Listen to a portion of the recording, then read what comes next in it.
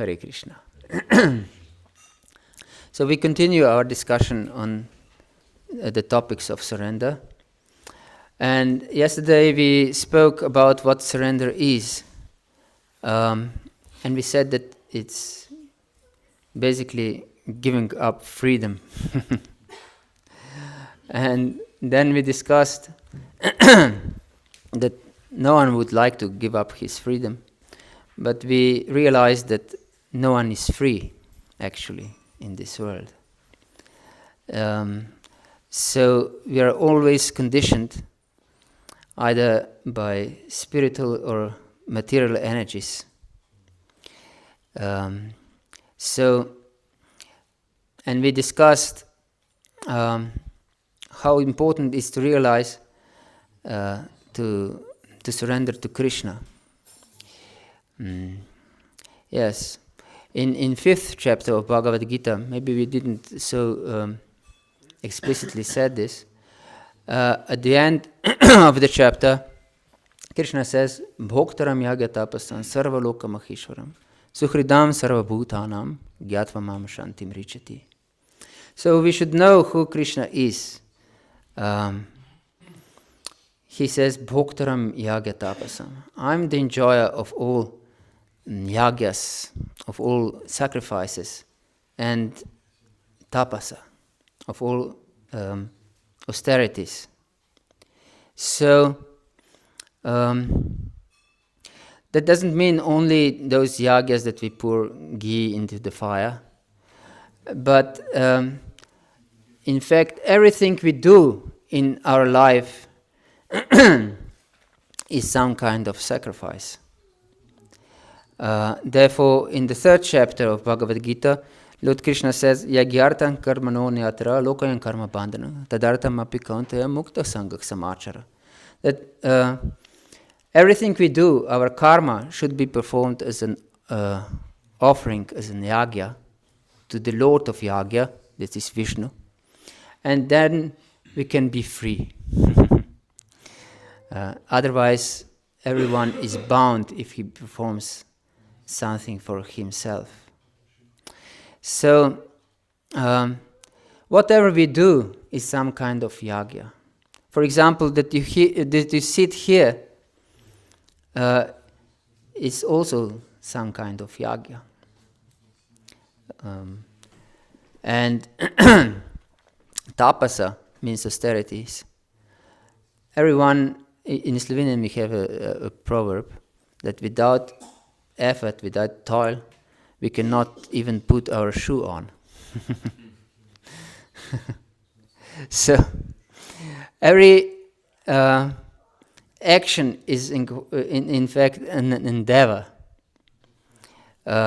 is a type of austerity, isn't it? For example, if you would sit long here, you would move because it starts to pain. Yes. So it's some kind of austerity. And to listen and sit quietly is also an austerity.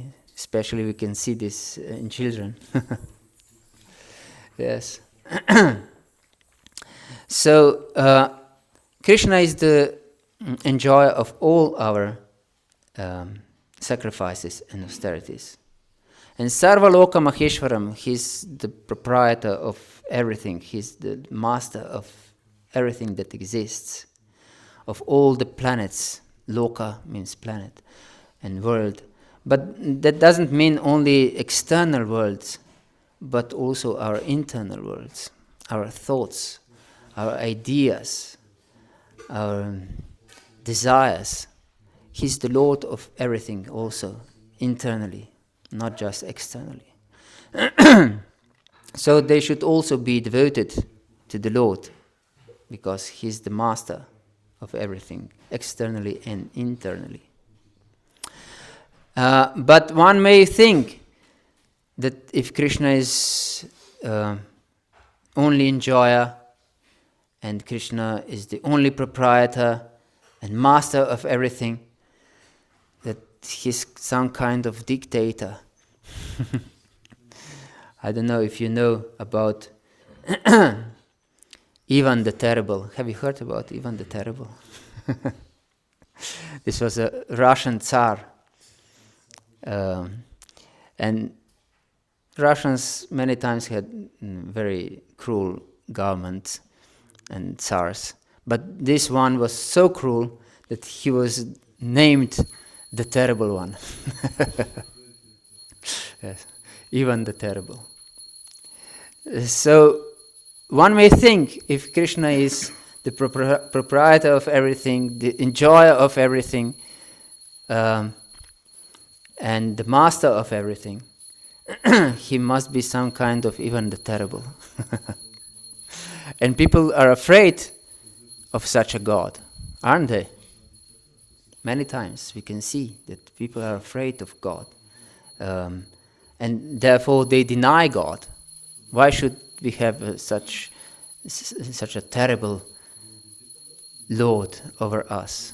It's some kind of lunatics have made up. But Krishna says, Suhridam sarvabhutanam. I'm the well-wisher of every living entity. Therefore, whatever I do, whatever happens to a living entity, is my mercy.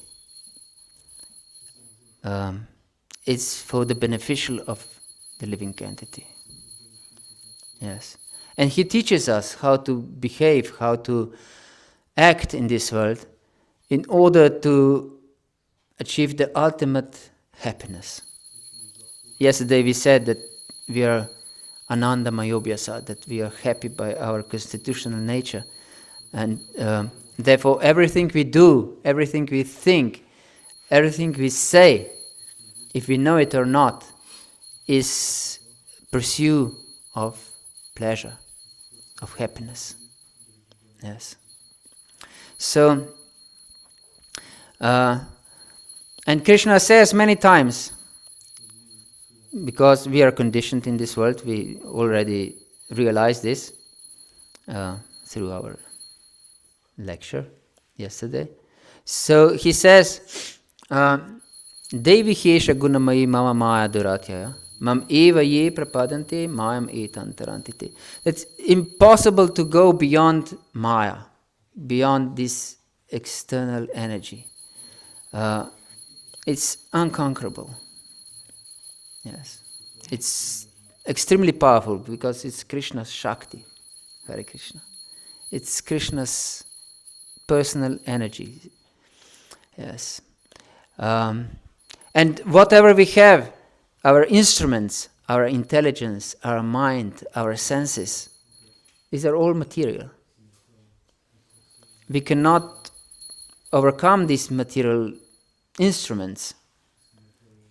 So, by something material, we cannot go beyond material. Impossible.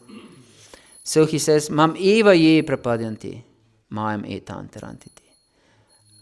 Those who surrender unto me, Mam eva, certainly to me, yes, only to me, that then we can go beyond this Maya, easily. So, the question is how to surrender, and this we discuss in our seminar. So yesterday we said that there are 6 items of surrender, and the first one is anukulyasya-sankalpah, and we said that anukulyasya means those things that are favorable on the same bank, we said, with Krishna. To accept those which are favorable things. And we discussed first 2, as explained by Rupa Goswami in Upadeshamrita. And there are 6 items that are favorable for devotional service. And utsaha nishchaya darya tatat karma pravartanat sangat yagat satuvriti shadbir bhakti prasidati. Those 6 items are conducive, are very beneficial for devotional service. And we discussed utsaha. What is utsaha? Enthusiasm, yes. And we said that without enthusiasm we cannot do anything in this world. Or if we do it, it's not very well done. Yes. And we cannot achieve anything, even material things, without enthusiasm. So we should be enthusiastic about what we do. But in order to be enthusiastic, we also have to be determined to endeavor with great conviction. And this is nishchaya, to have firm conviction about what we do. And we said that that Baladev Bhushan said in one commentary to his purport to Bhagavata-gita in 12th chapter, I think, that if we think ourselves unqualified for something, we lose interest for it. So we shouldn't think ourselves unqualified for devotional service. What is the qualification for devotional service? Faith. Yes. This is the only qualification for devotional service. And we discussed that faith is the qualification for everything, not just for devotional service. But also other things should be there for other processes. For example, for jnana, you also need faith, otherwise why would you undergo such strenuous process as jnana? You need faith, but you need also, to start jnana, you should take sannyas first. This is prerequisite for jnana. Yes. Otherwise, it's a joke, path of jnana. You mess with material world, and you speak something else completely. You're above this material world. So for the process of jnana, you should take sannyas. And for the proper process of karma, you should take birth in the varnashram dharma and perform sacrifices and so on, according to Vedic prescriptions.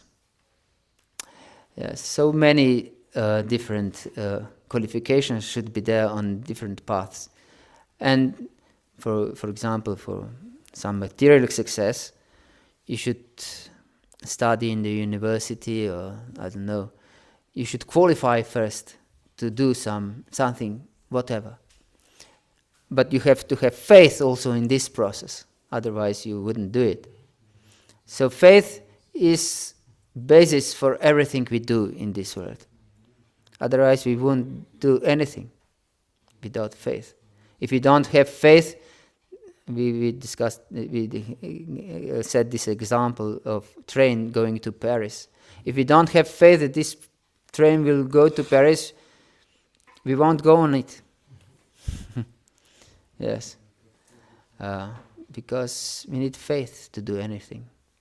So, yes, faith is, in this case, the only qualification for devotional service, the only one. So we should have firm faith. Yes. Nishchaya, firm conviction. So, and then is dharyat, is to be patient. Without patience also we cannot achieve anything. We cannot achieve anything overnight. We can, not even material things we cannot achieve overnight. We cannot learn how to walk overnight, or to speak overnight, or to eat even. Yes, we have to be taught how to eat. So everything, for everything we need patience. Patience. And Bhaktivinoda Thakur explains that this patience, this dharyat,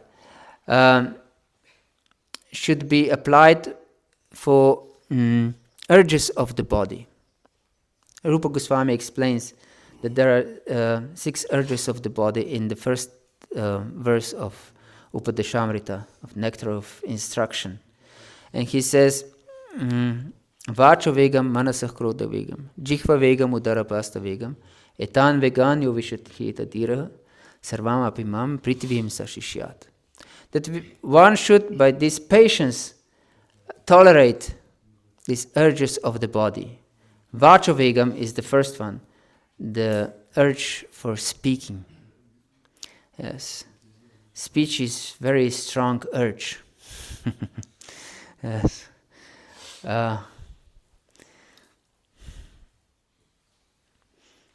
Especially for women. And even for men. Yes, it's very difficult to be quiet. Yes. Therefore, Bhaktivinoda Thakur says that we should keep mauna vrata. Mauna means to be quiet. And vrata means vow of silence. And that means that we speak only Krishna Katha. Krishna Katha is allowed. Because then our focus will be on Krishna. Especially detrimental for our consciousness is prajalpa. Is basically gossiping. Prajalpa means gossiping. And gossip is so common among people that I heard very long time ago, I mean 25 or 30 years ago, I read that there was some bishop in South America who protested that gossip shouldn't be qualified as a sin because it's so common that no one can avoid it. So it shouldn't be counted as a sin. Yes. But Krishna consciousness philosophy says that this gossip is detrimental for our consciousness. Because our basic problem is to play a role of a master, to be the Lord of everything in this world. And as we discussed yesterday, therefore, there is a conflict on every level of existence in this material world. Because there is no place for two lords. And if I want to be a master, there is another master who doesn't agree with my mastership. Yes.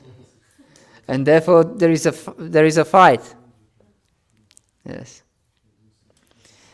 And so this gossip is innate in conditioned living entity because he wants to prove everyone that he is qualified to be a master and the others are not. Yes. And therefore we speak about other faults of the other people. Yes. So we should avoid this gossip, urge of speaking. And if we notice that we don't have anything to say about Krishna or anything like this, we should be silent. Yes. This is urge of speech. And then is search of mind. Of course, we cannot go so deep into every item because we have to cover all the seminar in a few days. Urge of the mind, yes. The mind is chanchala. That means that it's not stable. It's wandering here and there and everywhere. And we can observe our mind during our japa. Yes. If we think we control our mind, we just should take our japa mala and start chanting. So yes, mind is very disturbed all the time. And we can observe our thoughts, because as we said, we are Ananda Mayobhyasat, we want to be happy. So whatever we think, it's expression of our desire to be happy. So either we try to achieve something pleasurable, or avoid something what is not pleasurable, what we consider it's not pleasurable. So we discussed this raga and dvesha yesterday. So we are attached to something and we hate something else. We are averse to something else. So these two kinds of thoughts will always be in our mind. Therefore, Shukadeva Goswami in 5th canto of Srimad Bhagavatam says, Na kuryat karhichit sakyam manasihya nivasite yat vishrambat shirachiranam chaskandata bhaveshwaram. That we should never make friends with the mind. That mind is like a wild beast. And if we don't keep an eye on wild beast, it will set free and destroy us. Yes. And even great souls were many times defeated by the mind, Shukadeva Goswami says. Therefore, you should never put trust in the mind. But we know that Krishna says in 6th chapter of Bhagavad Gita that mind can be a friend also, if you control it. But it's not an ordinary friend. It should be under the control. Otherwise, it immediately becomes our most deadly enemy. Most deadly enemy. Yes. Therefore, we should control our mind. And in the next verse, Shukadeva Goswami says that if one puts his trust in the mind, he's like a husband of a harlot, of a prostitute, who will be cheated, definitely. And Prabhupada says that not only cheated, but the husband will be killed by the lovers of such a prostitute wife. Yes. So we shouldn't put trust in our mind. Never, ever. Yes. So we should direct our thoughts, our desires to achieve Krishna. To properly associate with other devotees also. This is also something that is first created. The proper association is also created first in the mind. To have proper disposition towards others. Yes. Krodha. Krodha is anger. Krodha is very deadly for a devotee. For every living entity, of course. So it should be strictly controlled. Also, and Krishna, Krishna says, Kama yesha krodha yesha rajoguna samudbhava mahasha no mahapapma vidyanamiha varinam. That this is all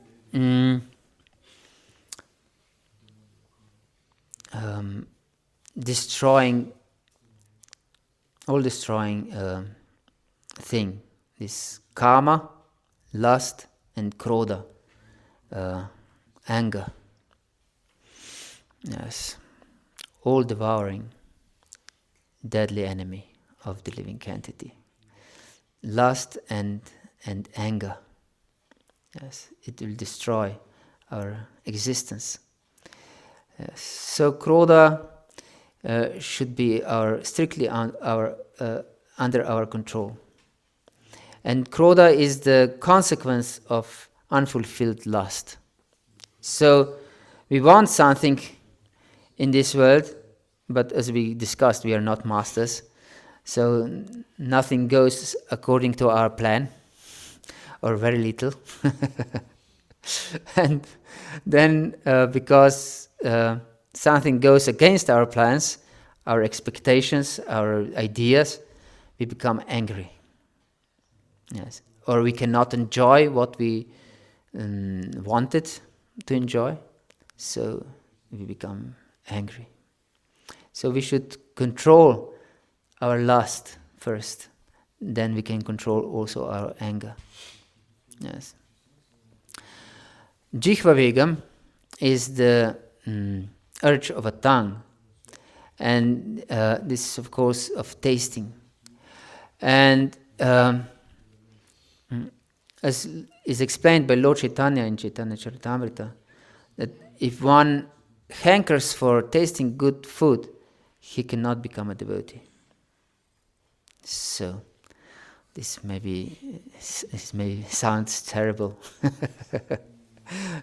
And Bhaktivinoda Thakur says that it's for materialist, this is his life, to go around and thinking all the time, what will he taste? To enjoy different tastes, to enjoy different food. Yes. So, according to our acharyas, we should take the food which is easily available, not to endeavor too much for tasty food. Yes. So we should take whatever is easily available. And Bhaktivinoda Thakur then says, maybe this is something to please us, that if tasty prasadam is available, easily available, then it will not degrade us. But gradually we will lose this voracious desire to taste. Yes. If we are always satisfied with what we get easily. Yeah. This is the principle. Yeah. And then are the urges of belly. We want to fill up our belly. And we can see if we have too much fat in our body, we are subservient to our urge of the belly and the tongue. Yes. So we can check ourselves. Yes. And there are pasta vegam, there are urges of genitals. Yes. So this urge should be properly utilized, and we should first marry if this urge is very strong, and use it for procreation of good Krishna conscious children. This is very important. If we have urge for sex life strong,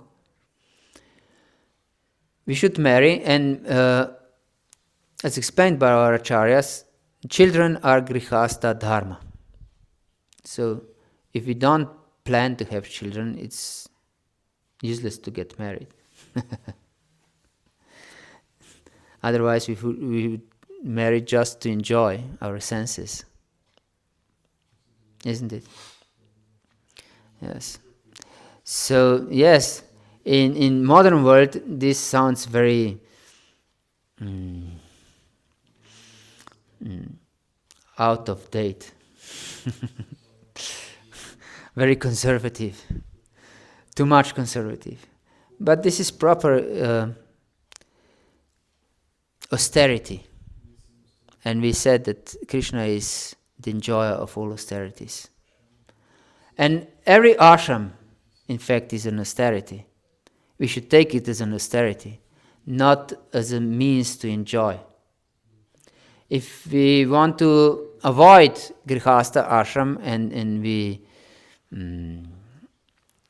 stay brahmachari, even if we have strong desire for the opposite sex, or take sannyas because it's inconvenient to be grihastha,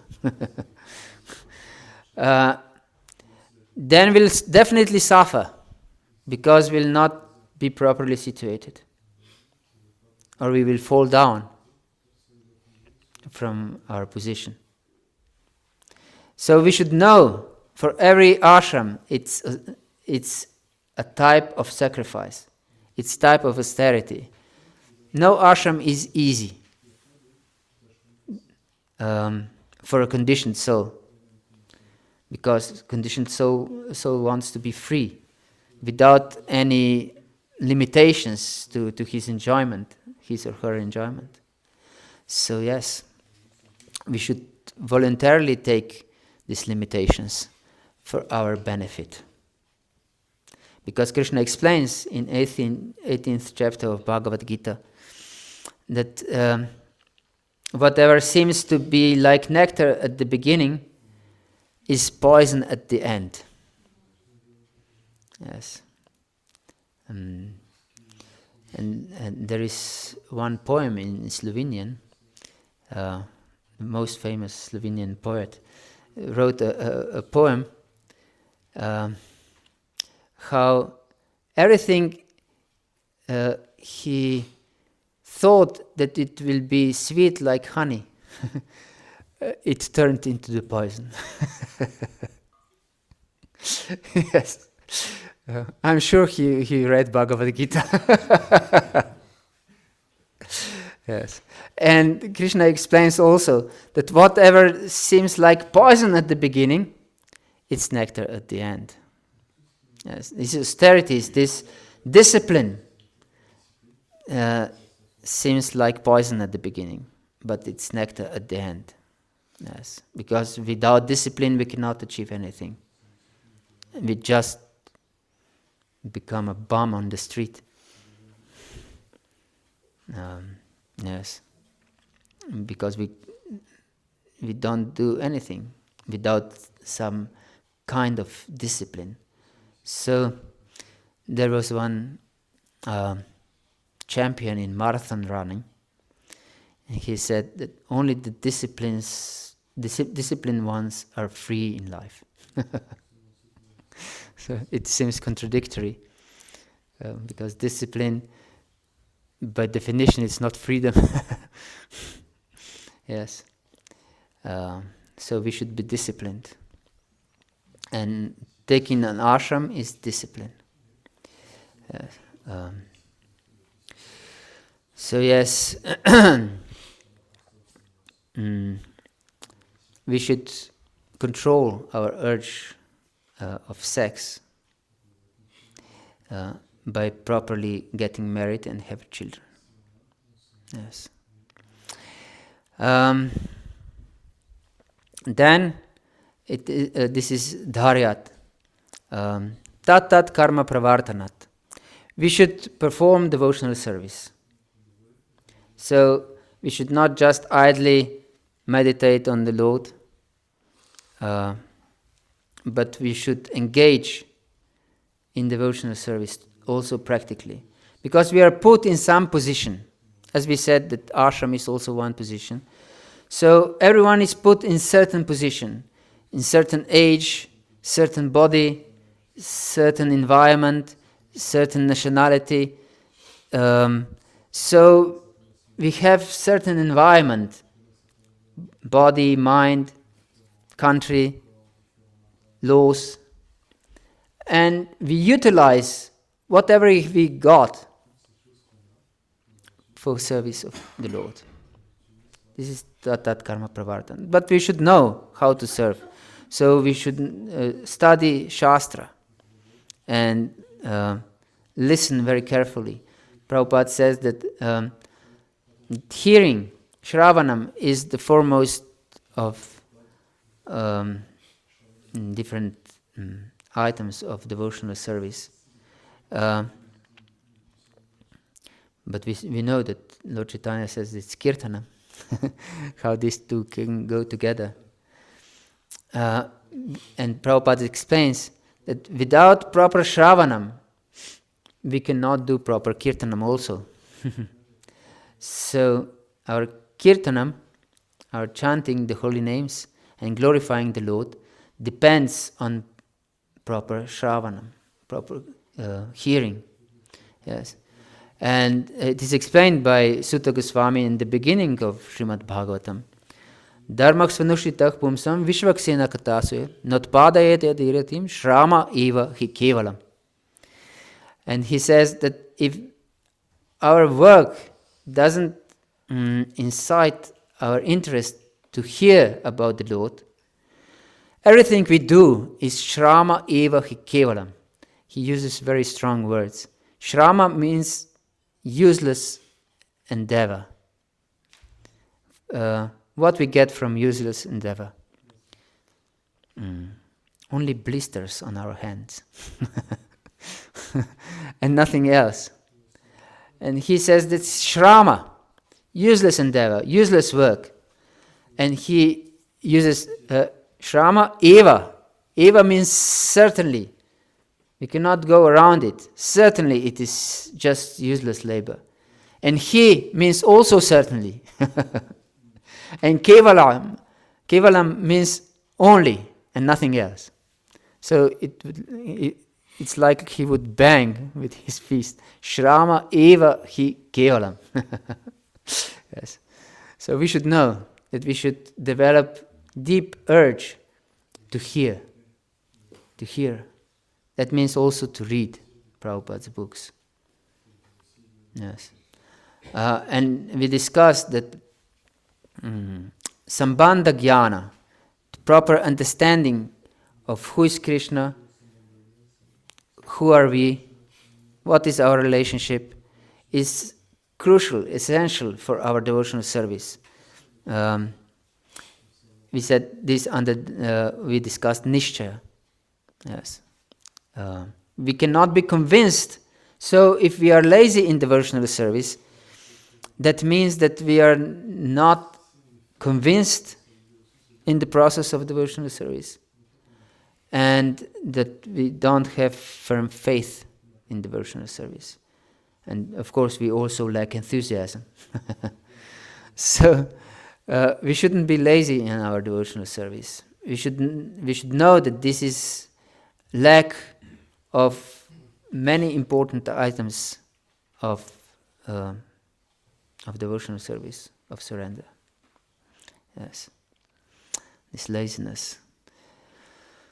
And laziness in Christianity is counted as one of the 7 most deadly sins. Yes. So we should be afraid of laziness.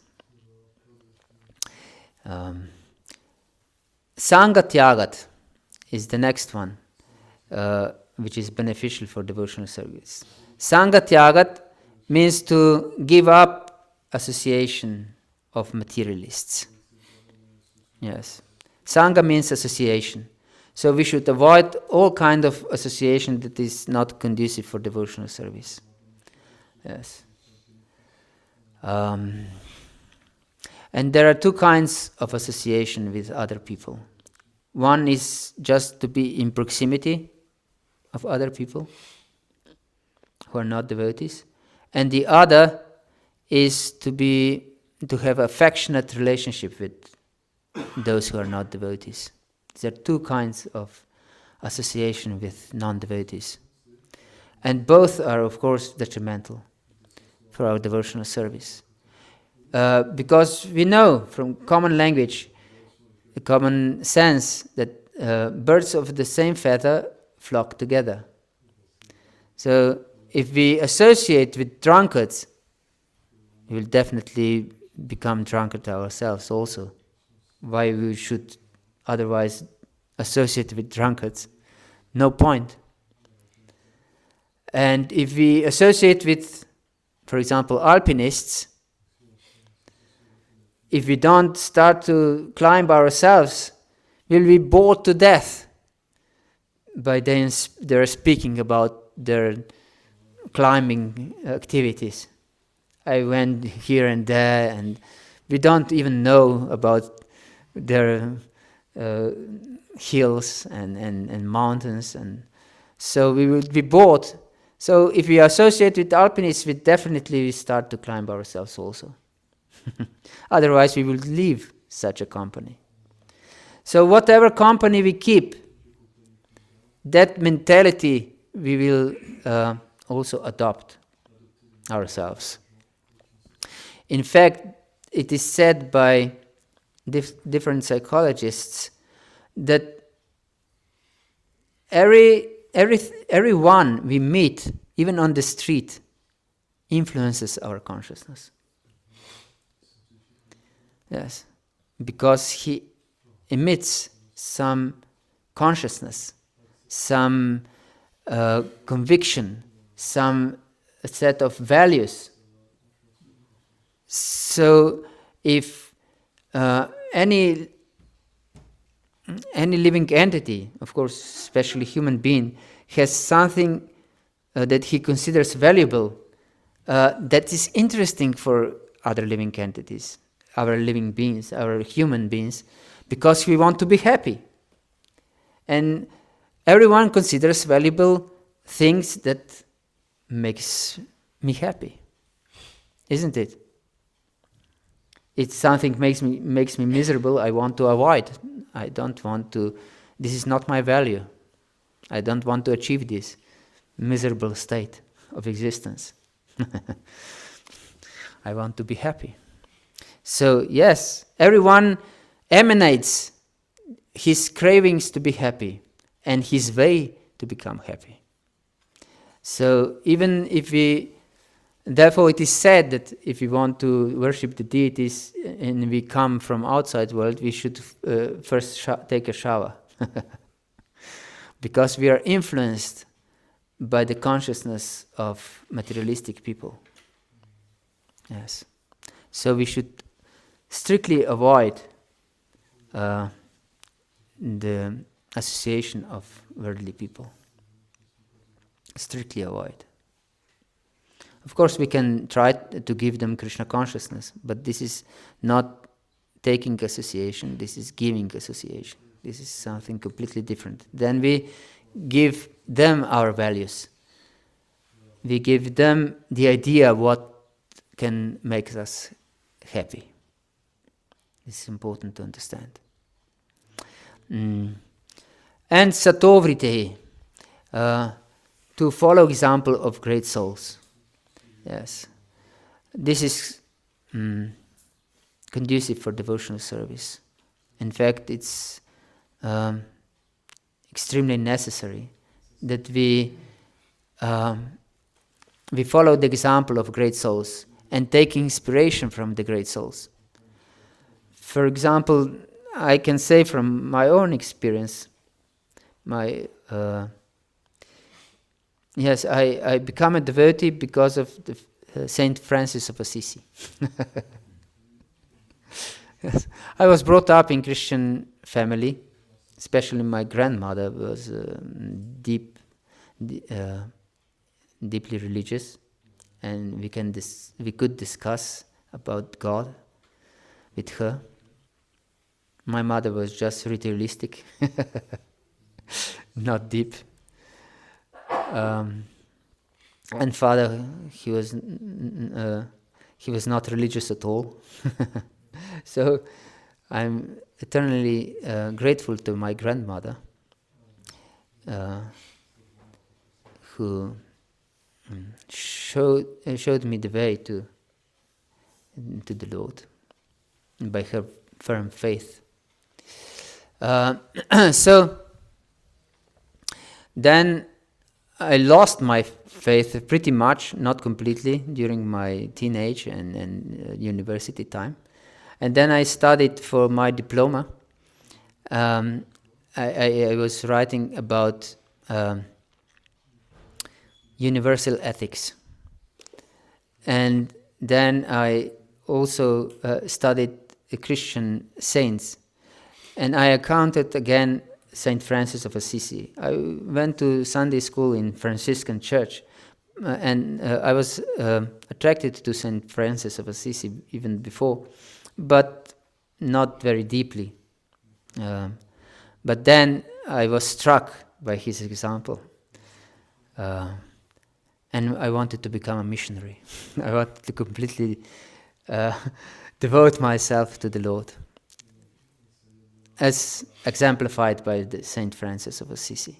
This is one example how great souls can influence our life. So we should take inspiration and example from great souls. We should hear about Lila of great souls. Of Srila Prabhupada, for example. He sacrificed his life to save us. He was nearly 70 when he left India. And everyone told him, "You will die in America. Don't go. It's a cold country." And indeed it was a cold country. In the 60s and 70s, it was common idea that this an ice age approaching, because it was so cold. And Prabhupada wasn't used to such cold. And he had 2 heart attacks when he went to America. And he was trying to preach about God who no one heard about. You can imagine? Now everyone knows about Krishna and so on, has some idea. But he came there, no one knew anything. He came without any money. He had 40 rupees. It was nothing actually, because no one would took rupees in America. Yes. So he came without any money, actually. These rupees were useless completely. Yes. And then his everything was stolen. Even his manuscript of Bhagavad Gita was stolen. And he was one crazy lunatic drug addict. He wanted to kill him even.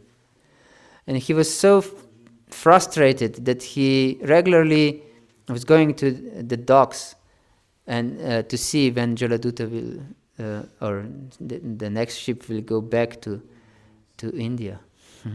But he didn't embark. He wanted to fulfill the desire of his spiritual master. So, by studying such examples as Srila Prabhupada or any other genuine saint, we will get inspired also for our devotional service. So, this is, anukulyasya-sankalpah. Hare Krishna. Yeah. To accept what is favorable for devotional service.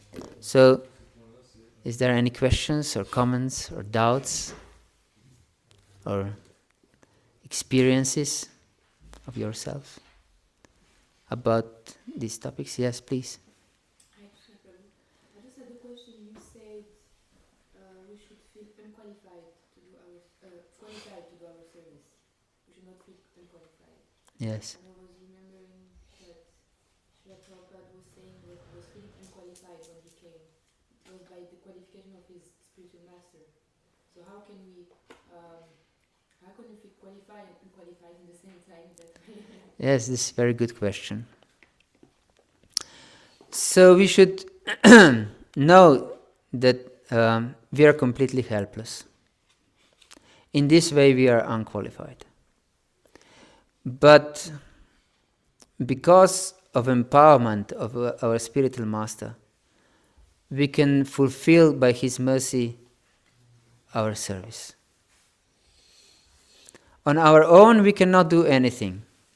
Even in material world, we cannot do anything on our own, because we needed someone who taught us how to speak, who taught us how to walk, who taught us how to read, and who taught us many things. So, in every regard, we need some empowerment from others. So we should know that we ourselves are completely insignificant. Our power to do anything is completely insignificant. But by the empowerment of Guru and Krishna, we can do whatever is their desires of Guru and Krishna. We can do miracles, but it's not our power to do miracles, but it's Krishna's power and Guru's power to do miracles. Yes. My spiritual master once said that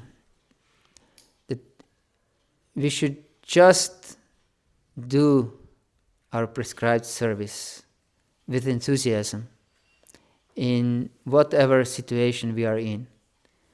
And then miracles will unfold around us, which are beyond our power. Yes. So we should know that we are qualified to have faith. This was my point. We are qualified to have faith in Guru and Krishna. Yes. This is the only qualification. And then on the basis of this faith, we can do whatever we are asked to do. Yes. And we know from Guru, Sadhu and Shastra what we are asked to do. Yes. And we should try to do it. Yes. And then whatever is our capacity, it's perfect if it is utilized completely for the Lord's pleasure. Like we know these two examples of Hanuman and this spider. Ram was satisfied with service of both. Yes. Because they completely dedicated their life for the service of Ram. Even there was different capacity to do service. Yes. So we are like spiders. Someone is maybe like Hanuman. But we do what we can. We should do what we can. Yes. Hare Krishna. Anything else? Yes, please. Thank you. You spoke also on the anger, krodha. Yes. How part of surrendering is to surrender this anger because it's Yes. destroying ourselves and others. But then we see many accounts of great personalities displaying anger, seemingly, from what we understand, for the benefit of others. So how do we practically understand this in our own life? That yes, we should avoid anger, but it seems that anger is there also for a reason sometimes, which can be used beneficially. So how do we make that distinction? Yes. Thank you for this question. It's very important to understand that whatever propensities we have in our life, even for anger or for sex life or for gossiping also, we discussed this, can be, they all come from Krishna, these propensities. Otherwise, because they exist. Otherwise, they wouldn't exist, because nothing can exist outside of Krishna. Because Krishna is absolute. So, also this anger, propensity for anger, comes from Krishna. And whatever comes from Krishna can be utilized for Krishna's service. So, if we use it because our mastership is curtailed, it's detrimental for our life. If we use anger because someone put an obstacle to our enjoyment or to our ideas or whatever, this is obstacle for devotional life, detrimental for our devotional life. But if we can see that someone is wasting his life or doing something wrong in his life for his own benefit, he goes against his own benefit, then if we think it is proper way of helping others, we can use anger as a tool to save this other person. For example, you said many great personalities, of course, but we have also more common example. A parent is many times angry at his children because if the children wants to put a hand into the electric socket here, he can be killed, especially if he tries to put some wire inside. Yes. So parent should express his anger in order to save his or her child. So in the same way, the devotee should utilize his anger to save his fellow devotee. Yes. But we should know when it's proper to use our anger, because there comes Vaishnava etiquette in the play, because we should know proper Vaishnava etiquette. So Guru can apply anger, and if we are very good friends to someone, we can apply anger with belief that we can help the other person. If we are just angry at someone, and he will or she will feel offended, and then instead of helping, we help to go to hell the other person, instead of helping to be liberated. Yes, please. Following on from his question about anger, if someone doesn't express anger, but what about frustration or disappointment? Yes, frustration is the other side of the conditioning coin. And disappointment also. Why we are frustrated? If we think that we have a power to destroy our obstacles to our enjoyment, we become angry. And by our anger, we want to destroy our obstacles to be happy. But if we consider that these obstacles are too powerful for me to remove them from our life, we become frustrated. Yes, because anger has no role to play if the obstacle is too powerful. Yes, so we become frustrated. So we should know that this urge for anger and frustration also comes from our conditioning nature. So we should cultivate humility, and this is also one of the types of surrender, items of surrender. Disappointment is similar; it's just synonym to frustration in some way, not completely, but disappointment, of course. We have some ideas how the world should be, how others should be, and because they are not, we are disappointed. But we should know that, as is explained by Bhaktisiddhanta Saraswati Thakur, that everything is perfect in this world. So we should understand this, that everything is meant for our complete surrender to Krishna. So even if everything goes wrong and all our endeavors are in vain, this is Krishna's mercy for us. So why should we be disappointed? We should be grateful. Yes. But we should have proper vision. We should have trained consciousness. Therefore, Krishna repeatedly says in Bhagavad-gita that we should train our consciousness. Abhyasa yoga. Abhyasa yoga yuktana chetasana nagamina. Paramam purusham divyam yati partarna chintayan.